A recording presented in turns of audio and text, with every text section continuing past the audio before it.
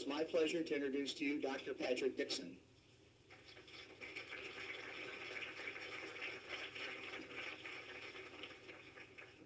Thank you, Bob. I really am an enthusiast for the need for all of us to understand this revolution. Jamie told me to be really short in the introduction because Warren has so much to say, but I have to tell one story. Just got back from NACOL meeting in Phoenix. I was allowed to tag along because Robin was presenting on the virtual summer camps many of you have been involved in. And Jamie came bounding over to me and he said, Patrick, there's somebody here said she was your student and wanted to see you. And up walks a young woman. I said, hi, Emily, and so forth. But she said, you remember, well, let me just say, she graduated from Michigan State's teacher ed program 2 years ago. And she was in a class that I taught for integrating technology and teaching. And she said, remember you used to tell us that online learning would make a difference in our lives? I said, yeah. And she said, I didn't believe a word of it. And she said, you know what I'm doing now? And I said, no. She's teaching a completely online 5th grade class. Now, let me say that I had the same reaction you did. I thought, I'm really cool. I'm way out ahead of everybody. I said, what? Completely online 5th grade class. She has 30 students, 15 of them Title I. And she said that the really cool thing is my husband just finished his law degree. We're moving to Chicago. I keep teaching. I keep my job. Now, I have to be honest. I was floored. The idea, completely online 5th grade class, but it speaks to what Warren will be talking about. The rate of change in this is quite remarkable. So forgiven for taking a little bit of time on that, but I think it's just another example of how we're all struggling to figure out where this is going. Warren Buckleitner is one of the people that the College of Ed is really proud of. If you notice up on the screen, he did his PhD at MSU. And you notice, too, that right after he did that, he grew a beard. So that's the effect of doing a graduate degree. He grew up in St. Joseph's, taught in Michigan, and then worked in High Scope, which was one of the first experimental programs trying to intervene in early childhood. And it's one of the few studies with David Weichert early on that showed that if you invested in early childhood, you could save money downstream. Warren came to our PhD program with that developmental psychological perspective and is one of the few people I know who manages to combine a deeply grounded theoretical understanding of learning and how environments influence learning and a love of small children with an astonishing love of gadgets and toys and an ability to write about it. He created and publishes the Children's Technology Review. It's still the finest compilation of reviews of technologies. As the technologies have evolved, his house is filled to capacity with gadgets of all kinds. He had so many that he started a foundation in Flemington that provides a free place for kids to go after school to play with all these cool things. He's brought a lot of cool things with him today, and we are very proud of him. I wanted to say one other thing. As a graduate student, his dissertation was really cool, and if you just type into your computer sometime, Buckleitner and dissertation, you will be able to download his dissertation. And I'll just mention that because he also knows how to get things out in front of audiences. In his dissertation, which if this movie would run, we would see, he has cool kids doing cool things with technology right here in the University Lab Preschool, which is about 5 minutes from here. I don't know exactly why I can't get that cool movie to run, but I'll let you. So his dissertation includes video evidence of the data, which were these kids interacting with software that he designed to test a hypothesis about what it takes to get kids to be engaged. So I wish all of our doctoral students would weave together the media, the modes of presentation, the modes of dissemination, because very few people go to the basement of MSU Library anymore and pull a black-bound volume off the shelf and leaf through it. So Warren does it all There's a lot more about his bio in your material, but with that, I will stop and let Warren take over.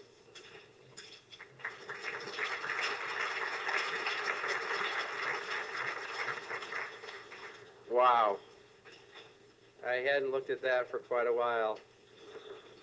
And the fact you can download you can find my whole dissertation online. I've discovered if you have any PIN numbers or passwords, if you put them in your dissertation, they're perfectly safe because no one will ever read it.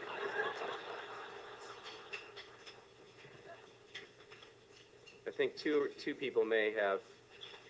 But it is an incredible pleasure to be here, a great honor having survived graduate school here. I just turned 50 years old, and I've been in graduate school for 12 years here at Michigan State, so that's 20% of my life.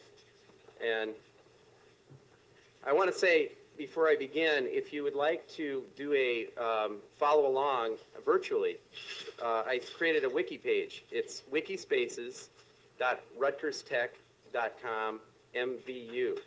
So if you go to Wikispaces, this is my course page at Rutgers, Rutgers Tech. You can remember that word pretty well, Rutgers Tech. So wikispaces.rutgerstech and then .mvu. This is the page you'll see, and I put all the videos that I won't have time to show today. And also, if you click on the discussion tab, you can actually, in real time, make comments. So you can say, well, that was a silly joke, or whatever, and other people can respond. So we can have sort of a dual layer presentation. I'm hoping some of you will actually be a little adventurous and try that out.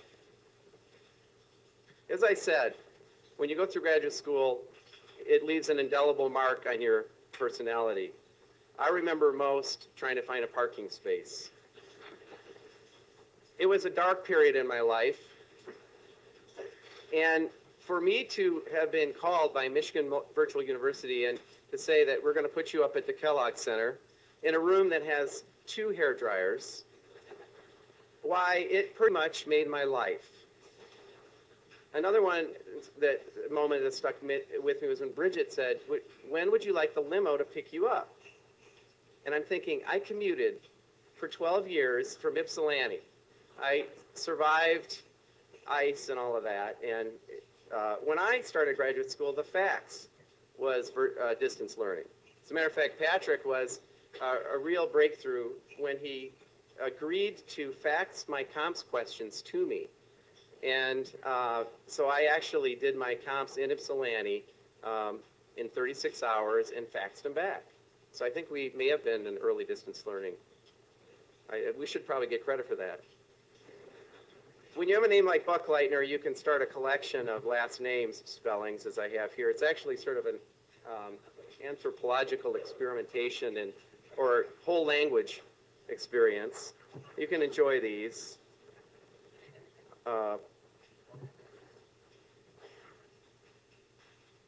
And I was also born the same year that Skinner launched his teaching machine. And so what's kind of cool is I'm a living example.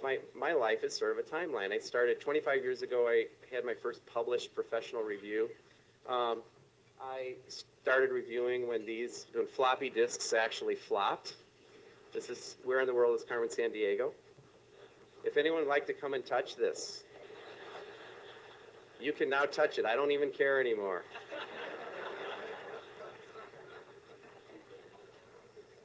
Oh, the things that we have seen. Rick Wiltsey and some of the veterans who we've survived. I said, hey, we survived Windows 3.1, didn't we? We have, and it's been amazing what we have seen in the last 2 years. Do you realize that Michigan Virtual University started the same year Google started? I believe, 10 years. And I believe the stock value has gone up about the same proportion. But it is an incredible time to be alive and to witness this stuff. As Patrick said, I taught in Michigan. There's a picture of me back at High Scope when I started doing research. And that is a Commodore's PET. And those are, that's software on cassettes. Remember those? I mean, it's funny to hear people going, yeah, oh sure, yeah, I remember good stuff. So, more memories. One of the things that you see over time is that every theory finds a champion in technology.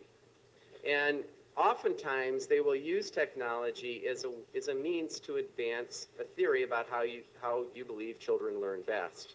And that keeps the old pendulum swinging back and forth as each side of basically the constructivists and the behaviorists duel it out to try to get their stuff into schools. And as an observer, as a teacher, we just kind of scratch our chins and smile and say, I remember that. And it makes it interesting. But I am here to say that I think that we're witnessing a major pendulum change. Things are happening right now. And if I could do anything, I would have a panel, and I'd have these guys on the panel, and I'd have them talk about an iPhone.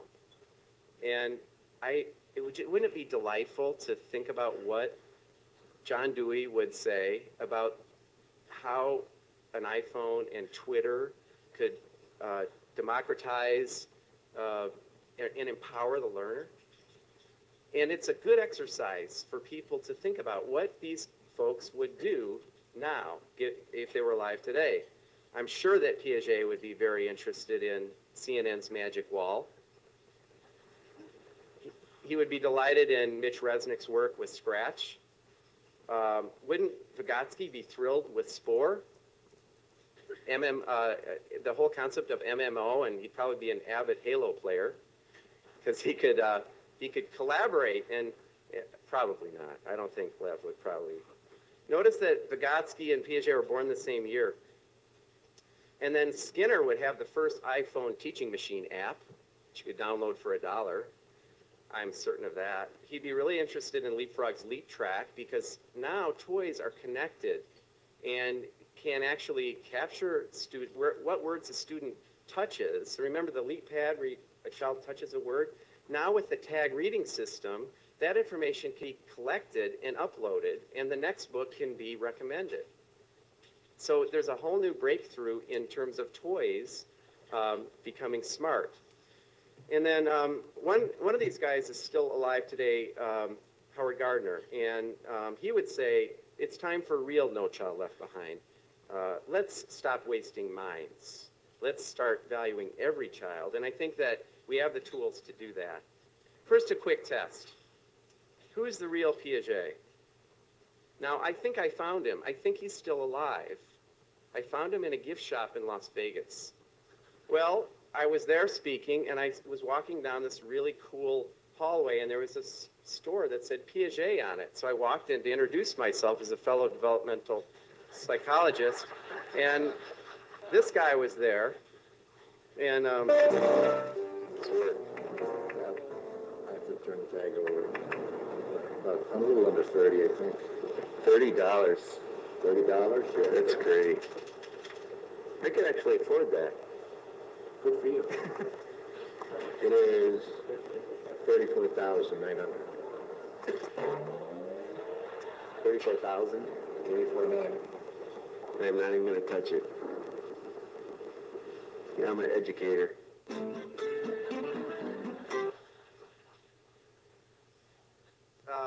So yeah, I found Piaget. He's still there. He's still working there for anyone who wants to see him. And they say Elvis is out there too. Thanks to Howard Gardner, the one guy on that panel who is around and still talking about this stuff. And there's some great lectures that he has on YouTube, by the way.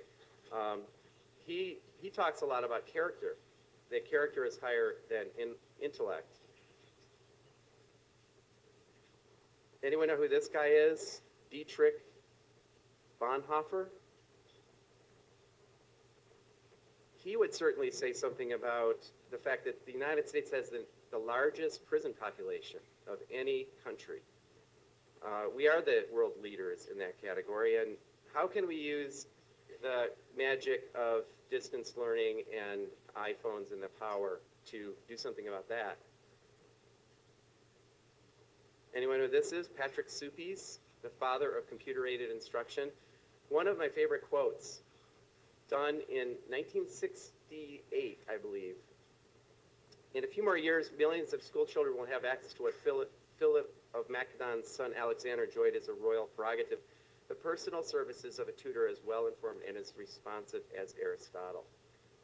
20 years ago, if you'd walked up to somebody and said, I can put the entire Library of Congress in this device and put it in a kid's pocket so that any time they could get any reference, they would think you were out of your mind.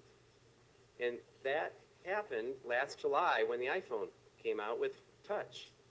And so Patrick Dickson was a little bit early with his prediction. He was thinking about CCC, but it happened.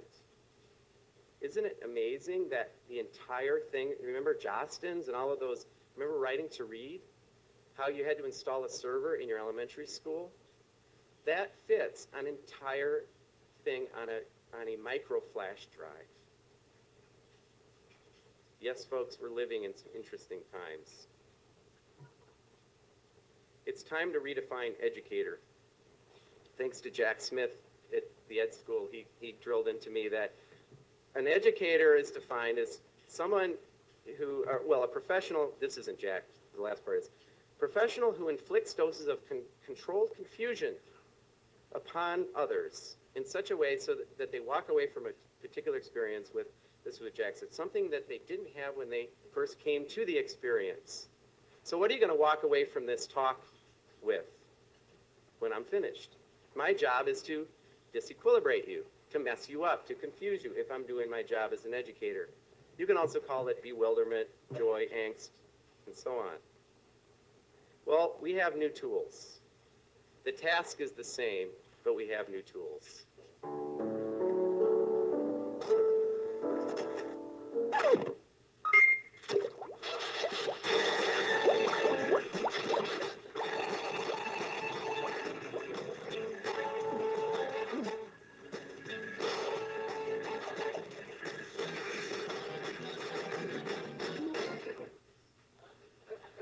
So I know that if my brother up in Gaylord was telling me about iBeer, that it's starting to happen. This power is reaching the common folk.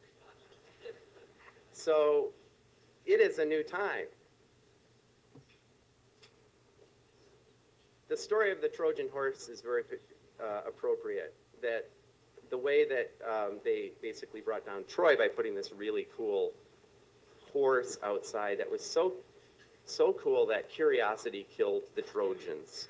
And I'm saying that I think that iBeer just might be the Trojan horse. It's a way to get the power to the masses, and it's starting to happen. I have two daughters, and all of them have better phones than I do. And these are the hands of our next president. Isn't that cool? And he even bowls. And anyone knows that he actually doesn't bowl, and that's good because geeks don't bowl. One of our favorite moments the pool report missed was when Dad started reading his BlackBerry. And Mom gave him a sharp nudge. Back the BlackBerry went into its holster, buried that BlackBerry. Chimo CNN. So you know who the real power is in the country. I believe that the real one laptop per child is this, because there are now 84 million of these at every bus stop. This has Wi-Fi, it has a touch screen, it has voice recognition, and 3D sound. And it came out 3 years ago, which is ancient in today's time. So 6 languages and so on. And the cartridges can go through the washing machine. So this is the platform, folks. And it isn't coming from MIT. It's coming from Nintendo, who knows how to talk to kids. And the kids already have it. This is the Trojan horse. We also have a Wii set up over here. And if you guys would like to start playing with it, you can demonstrate Wii Music. I'm not sure on the sound. We'll see how that goes. But it is a very powerful new way to interact with computers. Other Trojan horses, virtual sims. Did anybody see the hologram on CNN? I think that the last election was like the space race for technology, for the way technology is presented. I saw more innovations happening, like the 3D thing. Watch this. I'm going to watch what we're about to do because you've never seen anything like this on television.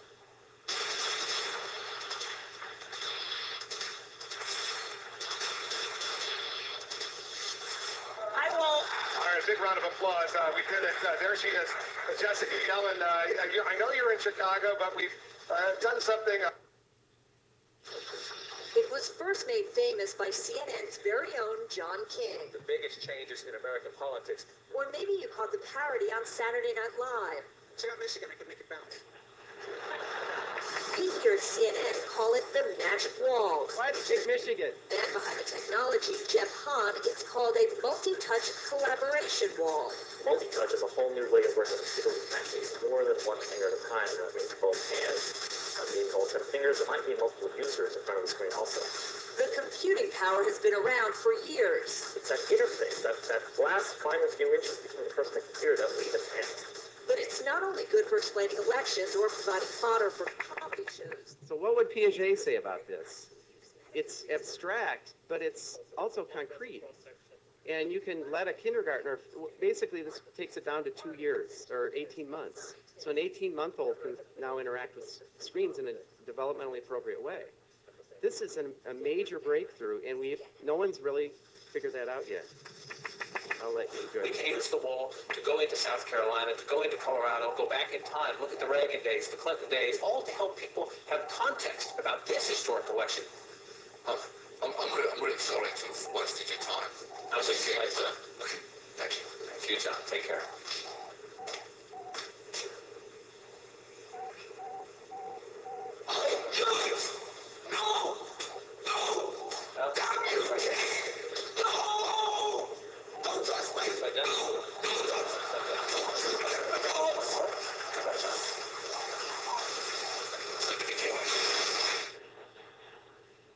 Isn't that how you feel when you start up your version of Blackboard and you got your students on the other side and you can start your class?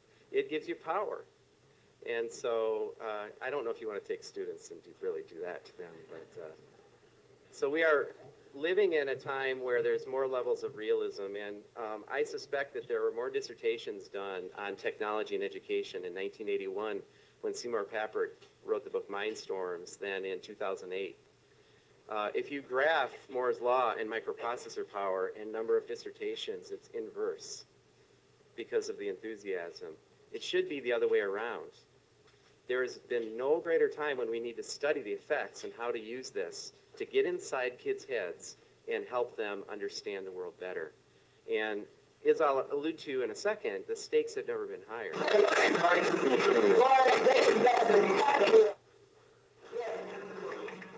Show you some mastery learning. I think Skinner would be really interested in Walter because he's motivated and he's using an educational application called Guitar Hero. You all know that one?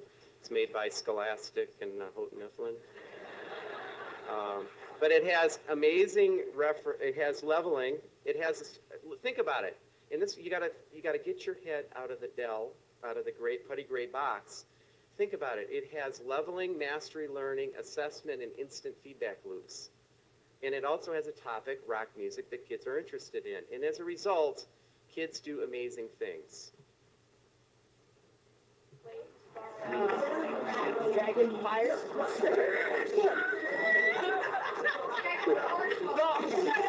don't know. All right, that's cool. All right.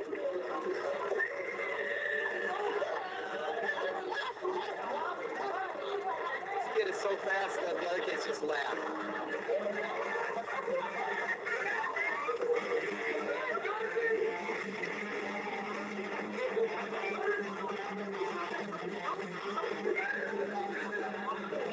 What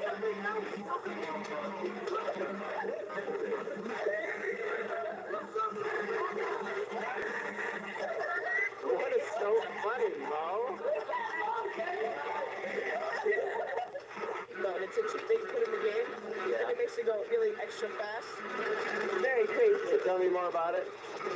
Well, the game has cheats, very good cheats. It's like some cheats you'll get new songs and you'll get new characters, and some songs you can download off the internet if you have an online system. It's only people talking here. So you understand that you have to match your fingers to the notes as they come down, and you have to hit it. If you hit it the instant, so it's a two-muscle thing. It's a bilateral gross motor thing. You have to boom and boom. All right. So cognitively, that's what's going on. I've seen kids where their tongues get out of control when they're doing it. It's quite interesting. What's more interesting here is listening to Mo, his friend, talk. Yeah, we're for guitar at 3. So these guys have a cheat, so it's super fast. Yeah, it's called hyperspeed. But the cheats for guitar and threat are really hard to put in. Very hard. How do they do it? Well, then you go to options and it says cheats and you just jump the buttons. And when you put it. What about these guys? I mean, what's their story? They seem pretty good. This is his brother. All right. And they're brothers. He passed on some of his skill to this young man over here. I see. And he obtained his own skill. I see. He obtained his own skill. So some of it was passed on. Yes. So there's some hereditary stuff going on here from DNA. Yeah. I would say. And that little kid there, the little brother of Walter, is 7. And he's. If those can we get that? Can we get that motivation somehow? That's the challenge. The tools are there. Smarter Sims inside of things. This is my daughter. This is her project. And as you see, so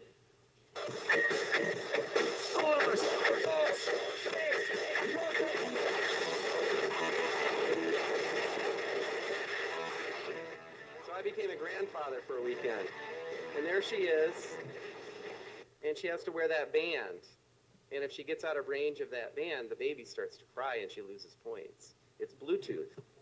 How sweet is that?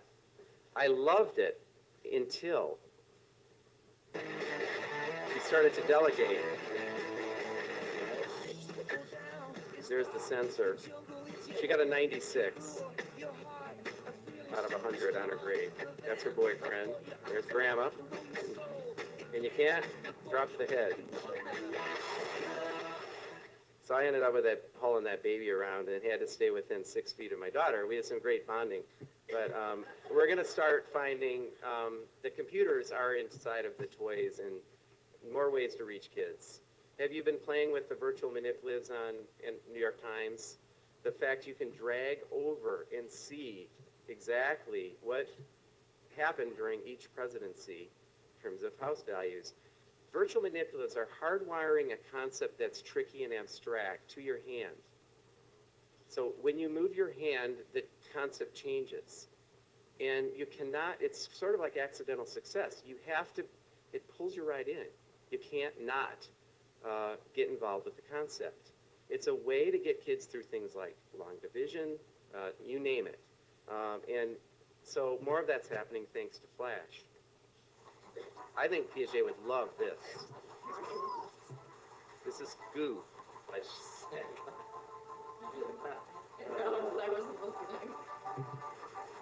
So let me just say real fast, if I was to say to you, pick a person at the table, and I'd like one person to give a short lecture on carbon molecules and how they have strategically bonded so that they are strong. Strength between bonds. Okay?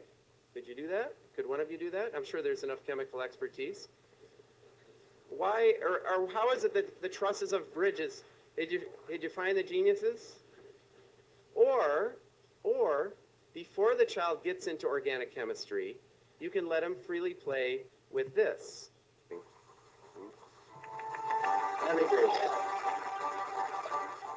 Keep going up, honey. How much farther do you have to go up? 5.8 meters.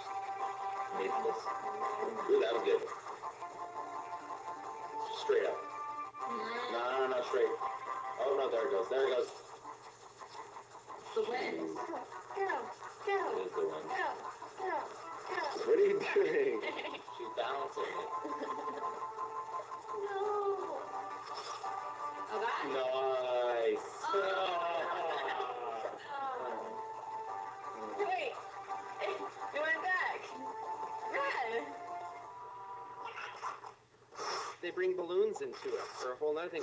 If you go too high, there's sharp spikes that pop the balloons. This took her about half an hour, this one puzzle. You can download this from Nintendo. You can play this on a Wii.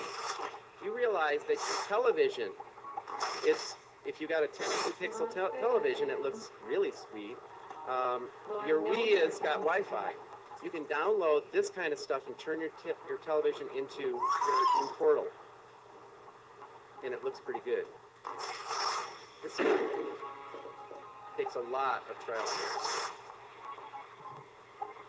My theory here is that explaining this to a child through a lecture, that the relationship of how a truss works in a bridge, it could be a pretty interesting lecture.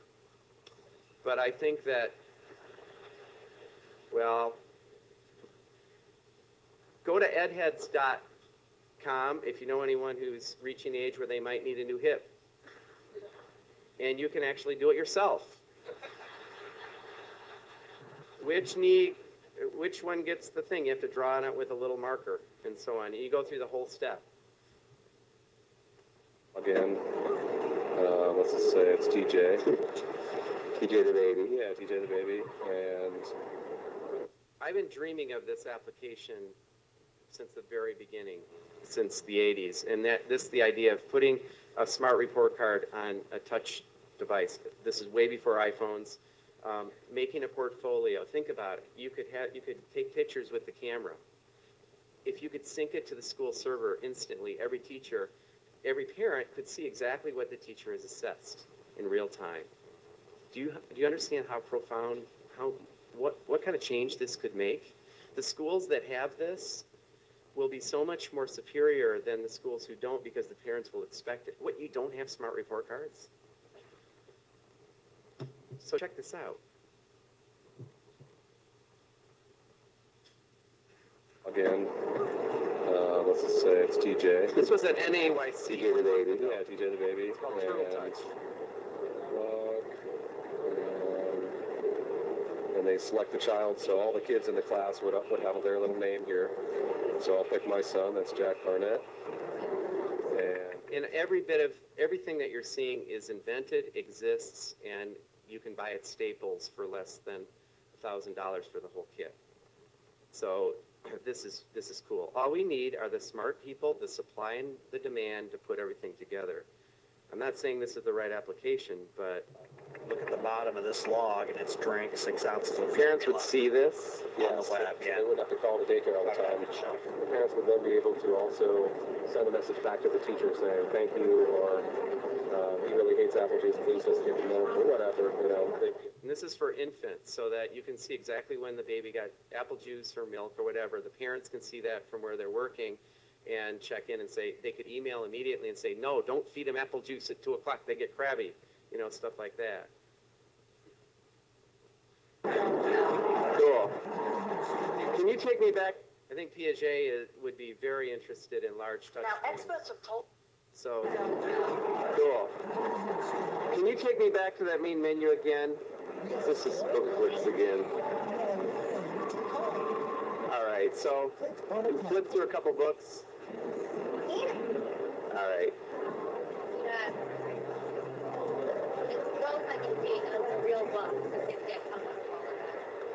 All right, and then get me in one and read a little bit with the words that are in yellow. You know what I mean?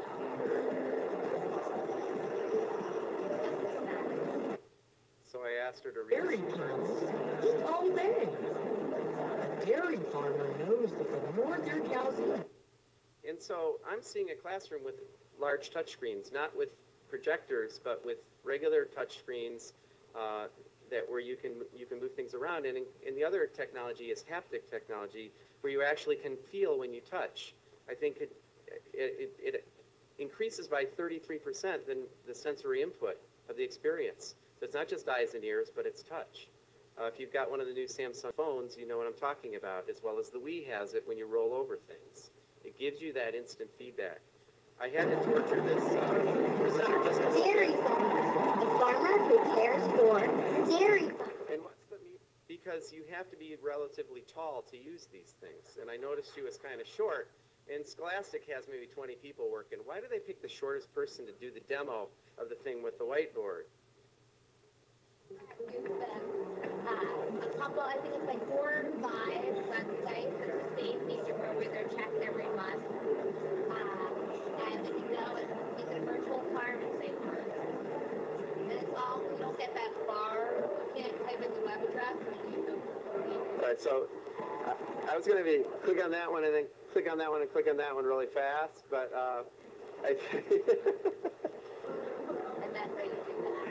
let's just make a note of these shoes here. These are critical for using the.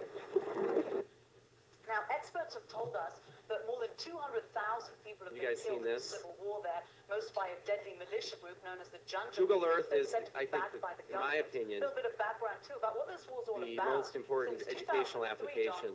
The rebels themselves have been so fighting far. Essentially for a greater it has share that of the virtual manipulative quality, makes concrete, really concrete, abstract things very concrete. Some small as well as large refugee camps with more than you can see the refugee camps. It's kind of represented this way by some sort of bar graph. So you could do that right now. You've got Google Earth on your computer. You could see in Darfur what's going on. And see pictures of the guy burning, because it comes from the news. Particular area. So this is important. The Pulse Smart Pen, which now every teacher can be a secret agent. 200 hours of three-dimensional sound on one pen. Think about it, 200 hours. You could send this with your child for 3 weeks and get every second of their time before it runs out. What could you, now if you could run all that audio through a filter, and you could do a Dolch kind of thing and see what level they're reading at or talking at. There's so many ways we can use qualitative and quantitative techniques to assess development. So as you can tell, I'm kind of excited by this stuff, but I think we all should be.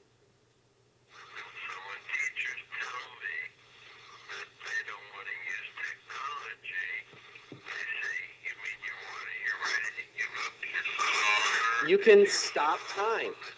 You can speed up time. We now can play with stuff like that. I was transcribing this, so I slowed down Mark Prensky's voice. So I wanted to ask him about digital natives to see what the latest, you know.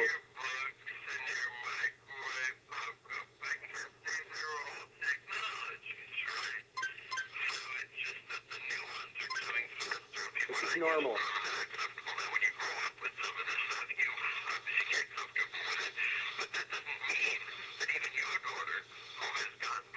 This is how I feel.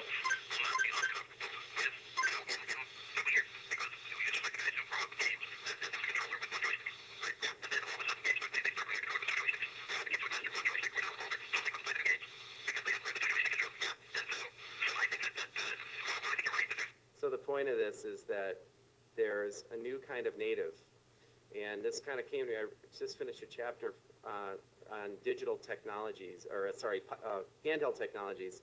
And I was uncomfortable with the term digital native and digital immigrants, kind of overused and tired. So I called Mark, and who's coined the term and uses it a lot.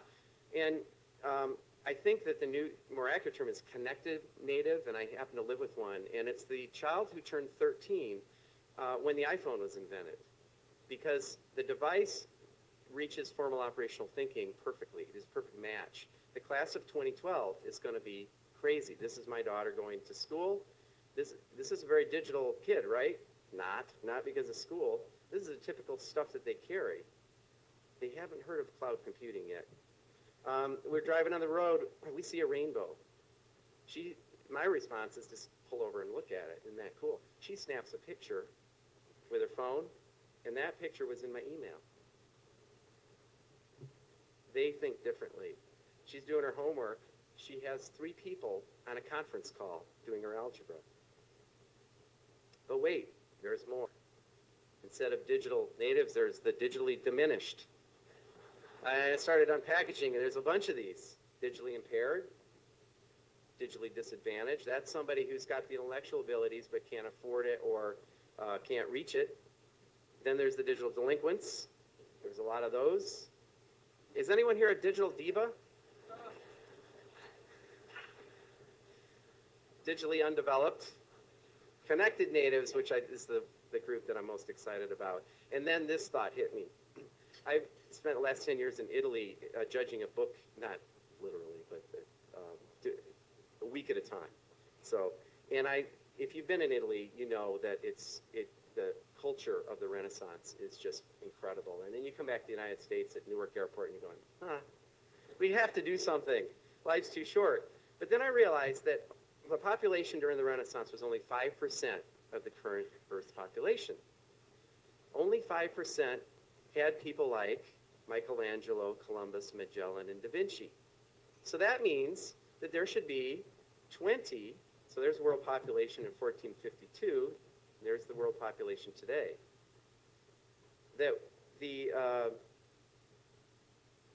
all of these things were invented from this small group of people. We should have 20 times more now, just in terms of genetics. Don't you think that it's time for a new Renaissance? And that music came from there. And I also went to Taiwan and went into Taipei 101, the world's tallest building, which is named after digital technologies. It stands in an earthquake zone and has 2 gyroscopes inside that have pendulums that are 66 tons, controlled by the same technology that's in an iPhone, so that it knows that if an earthquake hits, it starts to rock in their counterweights and it keeps the building standing. And there's a YouTube video of some poor folk who were there when an earthquake hit, and you can see the pendulum start to rock. It's on that page. If anyone log in yet? Is trying it on the wiki page? Well, it's there if you want to see the pendulum move.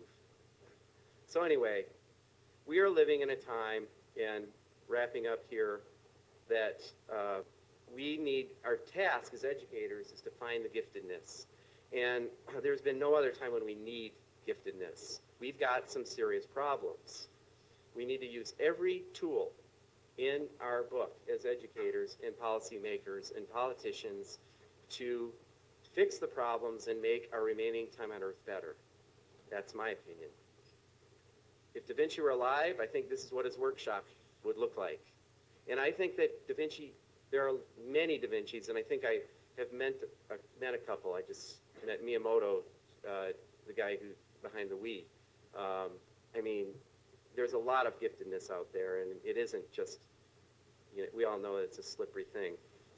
Use this formula when you're thinking about using technology. Start with good people. And I've worked with a lot of teachers, and I am a teacher myself, and teachers are generally good people. They're motivated by wanting to help kids. They're not motivated by material things and money. Combine that with powerful technology. Give them PowerPoint and the real tools, and not PowerPoint, did I say PowerPoint? Photoshop, Flash, real powerful things, Google Earth. Give them the access.